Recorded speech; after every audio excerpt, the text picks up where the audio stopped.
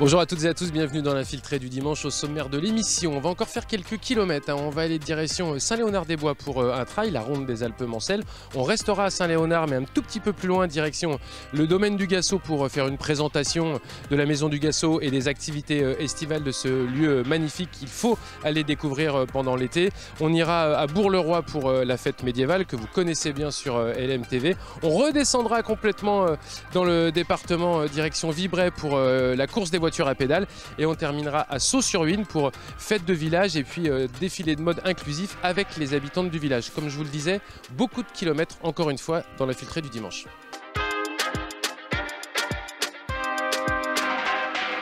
On est donc à Saint-Léonard pour deux sujets sur cette première partie de l'Infiltré du dimanche. Premier sujet concernant la ronde des Alpes-Mancelles que vous voyez derrière moi avec un trail, très joli trail, 3 courses, 5 km, 15 km, 24 km. Et puis on enchaînera avec le domaine du Gassot pour faire un panel de la programmation estivale de ce très beau lieu.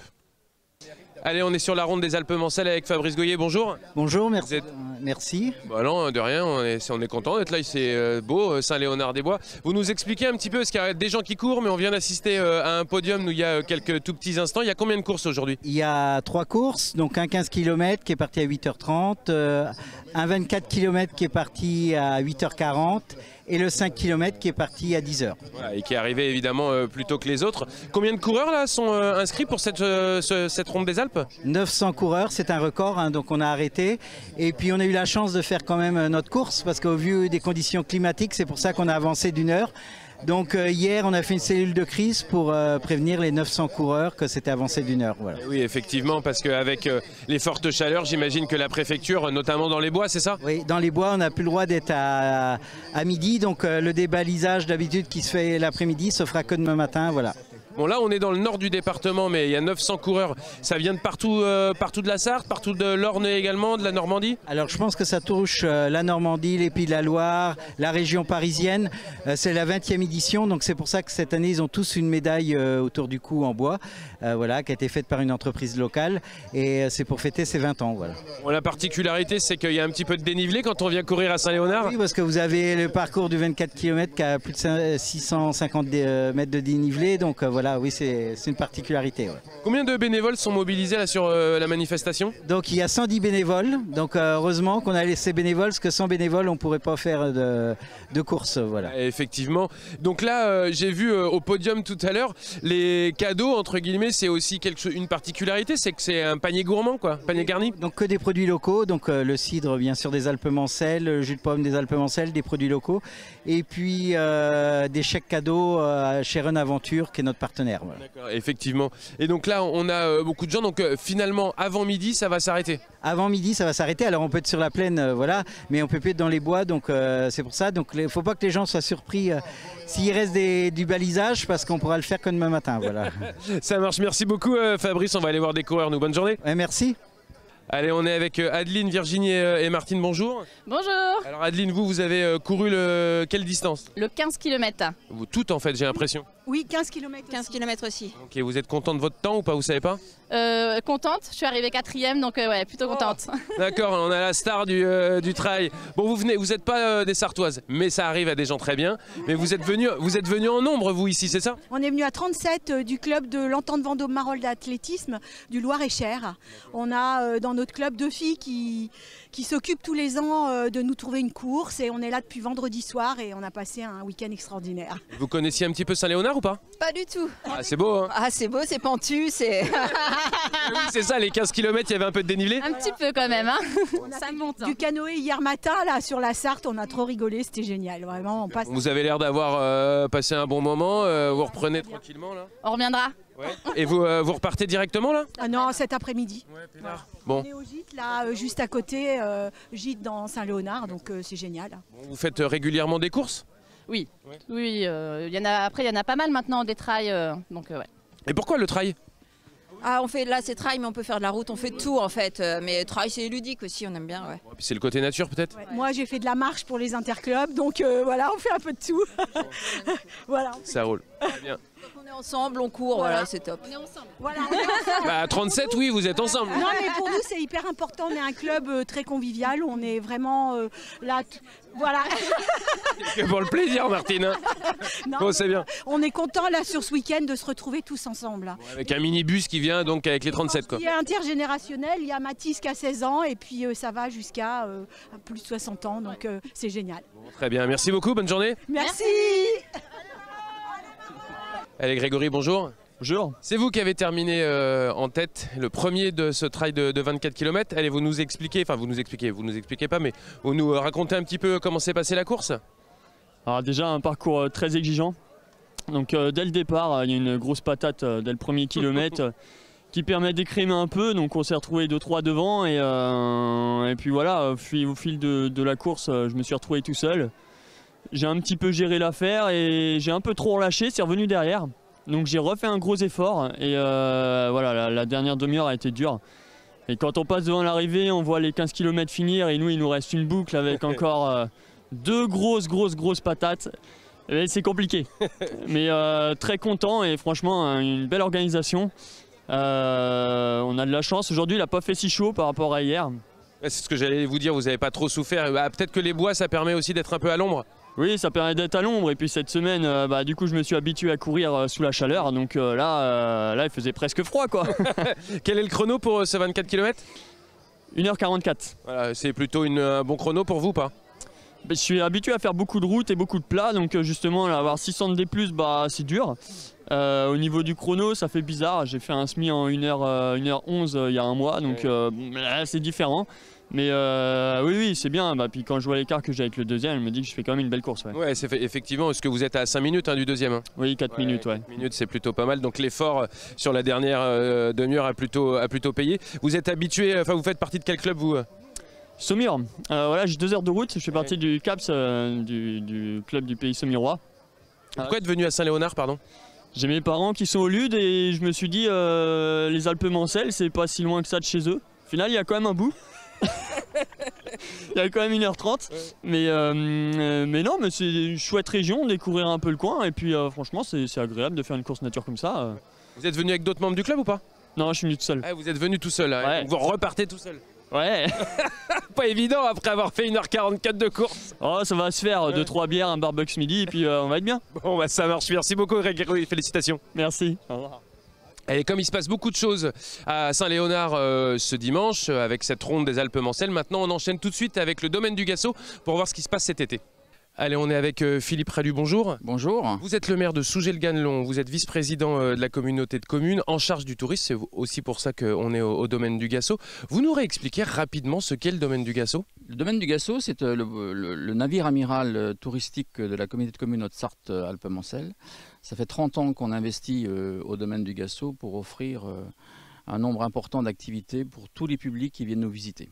Et qu'est-ce qu'on y trouve exactement? Qu'est-ce qu'on peut venir y faire? Alors vous avez 2 types d'activités. Vous avez des activités qui sont portées directement par la communauté de communes, c'est le café nature, avec les artisans locaux qui ont une boutique. Ce sont la programmation culturelle, donc qui se scinde en 2, les expositions et puis les concerts. Concernant les expositions, on a modifié notre pratique cette année. On a 2 expositions qui sont données dans le Pigeonnier. Une qui a été faite avec l'école de peinture des Alpes-Mancelles, donc des acteurs locaux, bénévoles et amateurs. Et puis une deuxième exposition qui arrive sur des photographies de la nature de messieurs Garot et Redoux, qui va débuter dans le Pigeonnier au 1er juillet. Et puis Tardiveau, le grand artiste contemporain, arrive du 1er juillet au 31 août dans la grande salle d'exposition du domaine du Gassot. Donc là, une exposition à la fois abstraite et figurative, mais Tardiveau est un artiste très connu et très reconnu. Le jardin fait partie également de la politique du Gassot. C'est d'ailleurs une des premières initiatives qui avaient été prises par les élus il y a une trentaine d'années. très beau jardin permacole. Alors on essaie de faire de la pédagogie, c'est-à-dire que Ronan, qui est notre jardinier en titre, donc organise des ateliers, organise des visites guidées du jardin sur inscription auprès de l'Office de tourisme. Donc ça, c'est un axe très important. C'est l'ADN d'ailleurs du domaine du Gassot, hein, qui est un domaine agricole, forestier, comme vous le voyez. Et puis, s'agissant des autres activités qui sont portées par des prestataires, donc nous avons l'Acrobranche avec le foyer rural des Alpes-Mancelles, qui reçoit un public très important en saison. Nous avons le centre équestre, nous avons l'hôtel-restaurant Gîte Spa de la maison du Gassot pour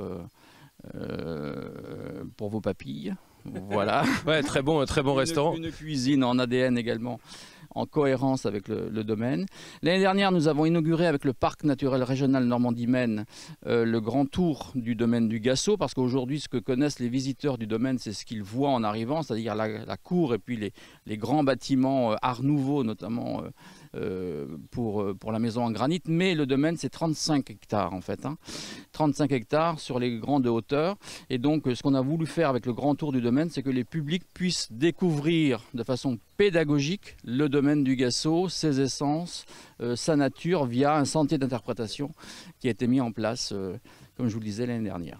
Et donc là, vous rentrez maintenant dans la saison estivale. Est-ce qu'il se passe des choses particulières pendant l'été? Saison estivale, nous avons les grandes dates des concerts, les beaux dimanches après-midi qui commencent le 6 juillet pour se terminer fin août. Cette année, nous avons 11 concerts sur 9 dates distinctes. Donc c'est tous les dimanches après-midi en haute saison, avec pour le premier concert du 6 juillet, 3 petits concerts la même après-midi. Donc le public va être gâté. C'est vraiment un rendez-vous totem parce qu'en plus il y a le marronnier que tout le monde connaît, qui sert de point central pour les groupes. Et donc j'invite nos visiteurs à venir à la fois profiter des concerts et profiter de la belle nature des Alpes-Mancelles, de Saint-Léonard-des-Bois et du domaine du Gassot. Nous sommes en site classé ici, hein, Natura 2000. Hein. Donc nous trouvons que de la qualité à ce niveau-là. Merci beaucoup. Je vous en prie, merci à vous. Allez, on est avec Victoire de la maison du Gassot. Bonjour Victoire. Bonjour. Alors, on est venu un petit peu comme ça, hein, sans vraiment vous demander, mais c'est très bien puisqu'on fait un sujet aussi sur le domaine du Gassot. Vous nous expliquez ici, vous êtes en fait l'hôtel-restaurant du domaine? C'est ça, donc la maison du Gassot, hôtel, restaurant, espace bien-être du domaine du Gassot. Alors qu'est-ce qu'on peut venir faire? Alors, imagine qu'on vient dormir, manger, et puis il y a quoi, un spa ou... Donc nous avons un sauna, nous travaillons aussi avec 3 massothérapeutes qui vous proposent 3 types de soins. Et donc en effet, à côté, nous sommes hôtel avec 27 places de couchage, dont un gîte qui peut accueillir 7 personnes. Et nous avons notre restaurant où nous travaillons une carte avec des produits locaux, bio, bien sûr de saison. Donc, nous travaillons avec les producteurs du coin. Et nous changeons notre carte tous les mois et demi, en fonction des produits des producteurs. Tout est 100% maison, bien sûr. Effectivement, et puis c'est très beau ici de venir au domaine du Gassot. On rentre dans la saison estivale, donc vous ouvrez tous les jours, là, c'est ça? Alors, à partir du mois de juillet, nous serons en effet ouverts 7 jours sur 7. Alors, le soir en début de semaine, puis midi et soir à partir du mercredi. Très bien. Il y a un potager ici, vous l'avez dit, tout ce que vous mangez, c'est bio, c'est fait maison. Comment vous êtes arrivé ici, vous, Victoire? Alors, moi, je travaillais au Café Nature, donc juste en dessous, lorsque j'avais 18 ans. Et donc, avec mes associés, avec mes associés de l'époque et aujourd'hui Dorine, nous avons saisi l'opportunité de reprendre l'hôtel-restaurant en plein Covid. Et donc ça va faire maintenant 5 ans, c'est notre 5e saison.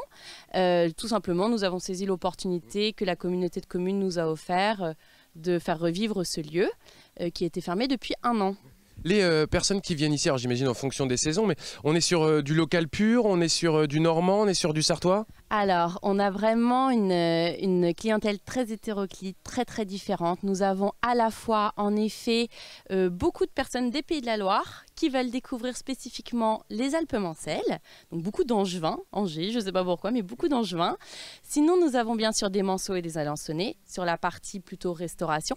Et sur la partie hôtel, on va retrouver des Belges, des Anglais, des Néerlandais qui, eux, vont juste vouloir faire un petit stop pour ensuite partir souvent vers le sud de la France ou remonter chez eux. il s'arrête juste une nuit.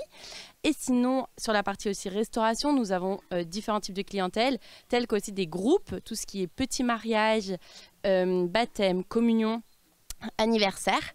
Et sinon, nous avons aussi une clientèle plus âgée, par exemple le dimanche, une clientèle plus jeune le soir en semaine. Et pour finir, en termes de clientèle, nous avons aussi les séminaires d'entreprise la semaine, où nous travaillons main dans la main avec Préférence plein air juste derrière, où nous pouvons proposer aux séminaires d'entreprise à la fois des activités de plein air, mais aussi on travaille avec une prof de yoga, donc yoga ou management en entreprise. Nous avons une grande salle que le domaine du Gasson nous met à disposition pour les réunions. Donc voilà, on fait du à la carte chez nous. Est-ce que vous avez senti qu'après Covid, à la faveur du Covid justement, le tourisme vert et un endroit comme celui-ci pouvait se développer vraiment? Oui, alors au début, c'est vrai que nous, notre créneau, c'est aussi une cuisine très végétale, même si on propose du poisson et de la viande. Nos entrées sont particulièrement végétales et donc c'est ce que l'on aime. Et au début, les gens étaient un petit peu réticents. Et il y a 5 ans. Et aujourd'hui, c'est vraiment ancré dans les mœurs et les gens viennent aussi chez nous pour cela. C'est que chez nous, le végétal est un plat à part entière. Ce ne sont pas juste des accompagnements. On adore ça. Donc les gens juste post-Covid étaient hyper contents de ressortir et en plus de ça, de découvrir un nouveau lieu qui s'ancre dans le territoire sartois. Ça marche. Merci beaucoup Victoire. Et puis bon courage pour la suite. Là, vous êtes en plein service. Enfin, vous êtes en train de... Vous lancez le service. On lance là. Merci. Merci. Allez, on s'en va du domaine du Gasso. On file à Bourg-le-Roi pour la fête médiévale.